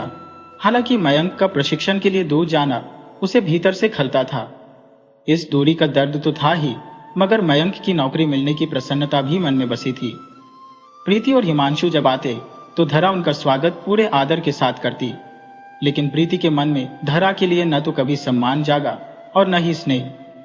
प्रीति उसे सदैव नीचा दिखाने की कोशिश करती, मानो वह गरीब घर की लड़की होने के कारण उनकी बराबरी के योग्य न हो। एक दिन जब मयंक प्रशिक्षण पूर्ण कर घर लौटे तो पूरा परिवार उनकी बातें सुनने को आतुर था। मयंक ने सूचना दी कि उनकी पोस्टिंग जोधपुर में हुई है। यह सुनकर तमन्ना प्रसन्नता से बोली, अब तो धरा भाभी भी साथ जाएंगी। प्रीति को यह सुनकर जलन होने लगी और उसने तीखे स्वर में कहा, धरा क्यों जाएगी? मांझी का ध्यान कौन रखेगा? तमन्ना मुस्कुराते हुए बोली, आपको कब से मां की सेहत की चिंता होने लगी? आपको तो यह भी पता नहीं होगा कि मां की बीमारी क्या है। धरा भाभी न केवल भैया बल्कि पूरे परिवार को अपना मानकर जीती है। यह सुनकर प्रीति का क्रोध और भड़क गया। उसने व्यंग्य करते हुए कहा, हमने तो ट्रकों भरकर दहेज दिया था, सारी मांगे पूरी की थी। तमन्ना ने तुरंत जवाब दिया, उसी दहेज की लालसा की तो सजा भुगत रहे हैं। तमन्ना के इन शब्दों ने माहौल में ऐसी खामोशी भर दी जैसे किसी चिंगारी ने राख को सुलगा दिया हो। जो माँ और पिता कभी बहू के हाथ का एक निवाला तक नसीब नहीं कर पाए, उनके लिए यह पीड़ा असहनीय थी। आज तक प्रीति ने न तो माँ को अपने हाथ से बना खाना दिया और न ही पानी का एक गिलास। माँ की बीमारियों के दौरान भी मयंक ही उनकी सेवा में रत रहे। ऐसी परिस्थिति में भी प्रीति ने एक दिन के लिए माँ के पास रहने की जहमत नहीं उठाई। परिवार को वस्त्रों और सामग्री से अधिक सच्चे आदर और प्रेम की आवश्यकता होती है। यदि आप स्वयं में वह भाव न रखती हो तो दूसरों को कैसे प्रदान करेंगी? तमन्ना ने क्रोध में प्रीति से यह कह दिया। मयंक ने तेज स्वर में तमन्ना को डांटा, अपनी भाभी से ऐसे बात मत करो। तमन्ना तुरंत पलटकर बोली, भैया, जब शादी के तुरंत बाद प्रीति भाभी आपके साथ रह सकती थी तो धरा भाभी इतने वर्षों बाद क्यों नहीं जा सकती? यह सुनते ही धरा ने बीच में आकर बात को शांत करने का प्रयास किया। उसने गहरी सांस लेते हुए कहा, मैं स्वयं कहीं नहीं जाना चाहती। मेरी माँ तो बचपन में ही चली गई थी। अब जो माँ मिली है उन्हें छोड़कर जाने का ख्याल भी मेरे लिए असंभव है। यह सुनकर सुमेला का मन द्रवित हो गया, लेकिन उन्होंने कुछ नहीं कहा। वही प्रीति क्रोध में पैर पटकती हुई अपने कमरे में चली गई। कुछ समय बाद रमेश और तमन्ना रमेश के छोटे भाई के पोते के जन्मदिन के लिए मेरठ चले गए। घर में सुमेला और धरा अकेली थी। एक सुबह जब सुमेला स्नान करके बाहर निकल रही थी तो अचानक उनका पैर फिसल गया। वह बुरी तरह गिर पड़ी, जिससे उनके हाथ और पैर में गहरी चोट आई। गिरने की आवाज सुनकर धरा तुरंत वहां पहुंची। मां को घायल देख वह घबरा गई, लेकिन तुरंत संभली। सुमेला दर्द से कराह रही थी और बोलने में भी असमर्थ थी। धरा ने तुरंत मयंक को फोन किया। मयंक ने कहा, तुम एम्बुलेंस बुलाओ, मैं अभी आता हूं। धरा ने एम्बुलेंस का इंतजाम किया और अपनी सास को अस्पताल ले गई। डॉक्टर ने जांच के बाद कहा कि हाथ की हड्डी टूट चुकी है और पैर में गंभीर मोच है, ऑपरेशन करना पड़ेगा। धरा ने बिना किसी झिझक के सारी औपचारिकताएं पूरी की और सुमेला को अस्पताल में भर्ती करा दिया। रमेश और तमन्ना जब तक पहुंचे तब तक धरा ने सब कुछ संभाल लिया था। वह पूरी रात अस्पताल में जागती रही, सासू माँ की सेवा में कोई कसर नहीं छोड़ी। अगले दिन मयंक भी पहुंचा। वह सीधे अस्पताल गया और माँ को देखकर भावुक हो गया। रमेश ने दुखी स्वर में कहा, बेटा तू इतनी दूर से सहारनपुर से आया, लेकिन तेरा भाई जो हरिद्वार में इतने पास है वह अब तक नहीं पहुंचा। उसे अपनी माँ की कोई चिंता नहीं है। मयंक ने गंभीरता से कहा, पिताजी मुझे बहुत मुश्किल से छुट्टी मिली है, लेकिन भाई को माँ की परवाह नहीं है। ये बात सच में तकलीफ देती है। ऑपरेशन के बाद सुमेला को अलग वार्ड में रखा गया। जब उन्हें होश आया तो उन्होंने चारों तरफ देखा और धीरे से पूछा, प्रीति क्यों नहीं आई? मयंक ने हल्के से कहा, भैया और माँ, मैं तो आने के लिए कह रहा था, लेकिन भैया ने टालते हुए कहा कि क्या जल्दी है, कल आ जाओ या अपने काम निपटाकर ही आना। रमेश की आंखों में भावनाओं का समंदर उमड़ आया। धरा और मयंक ने रमेश और तमन्ना को घर लौटकर आराम करने का आग्रह किया। सुमेला को अस्पताल में 5 दिनों तक रहना था। धरा ने घर का सारा काम संभाला और रातों में अस्पताल में मां की सेवा में जुटी रही। तमन्ना घर पर पिता की देखभाल में लगी रही। लगातार रातों की जागरण के कारण धरा की तबीयत भी बिगड़ने लगी। 3 दिन बाद हिमांशु और प्रीति पहुंचे। रमेश ने कहा, अब बड़ी बहू आ गई है तो वह मां के पास एक रात रुक जाएगी। प्रीति थके हुए स्वर में बोली, मैं सफर से आई हूं और रात में जागना मेरे लिए मुमकिन नहीं है। दवाइयों की गंध मुझसे सहन नहीं होती, मुझे उल्टियां होने लगती हैं। तमन्ना चुभते शब्दों में बोली, मुझे पहले ही पता था कि आप यही कहेंगी। भला बिना धरा भाभी के कैसे कुछ हो सकता है? 3 रातों से तो वो सोई भी नहीं है। प्रीति ने तुनक कर कहा, धरा तो यहां है, वह रुक जाएगी। हिमांशु ने प्रीति का पक्ष लेते हुए कहा, प्रीति की तबीयत ठीक नहीं है, वह नहीं रुक सकती। चिंता मत कीजिए, मैं रुक जाऊंगा। रमेश और तमन्ना एक दूसरे का मुंह देखने लगे। सबके चले जाने के बाद सुमेला ने रमेश से गहरी उदासी में कहा, हमने दहेज के लालच में अपने बेटे को पराया बना दिया।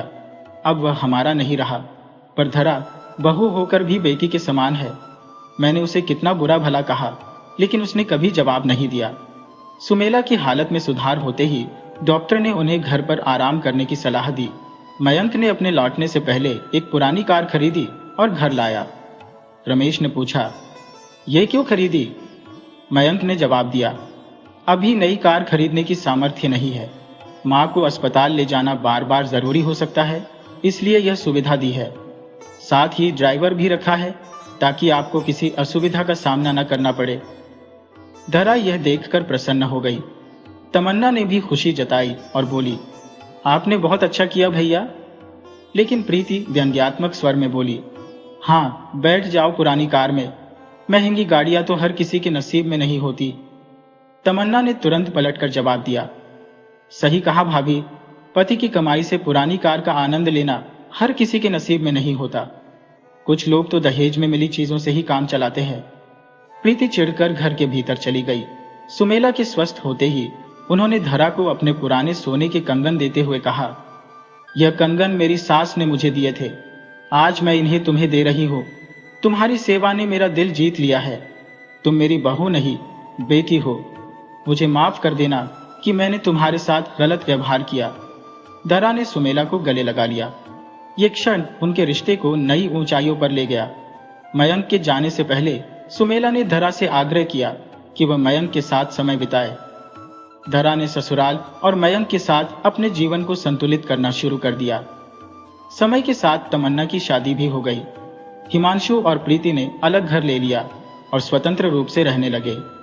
लेकिन धरा, सुमेला और रमेश एक साथ रहते थे। धरा ने ससुराल और अपने पति के साथ संतुलन बनाए रखा। सुमेला और रमेश की सोच में एक बड़ा परिवर्तन आया। उन्हें एहसास हुआ कि बहू का असली महत्व ऊंची जाति या अमीर घराने में नहीं, बल्कि अच्छे संस्कार और सच्चे दिल में है।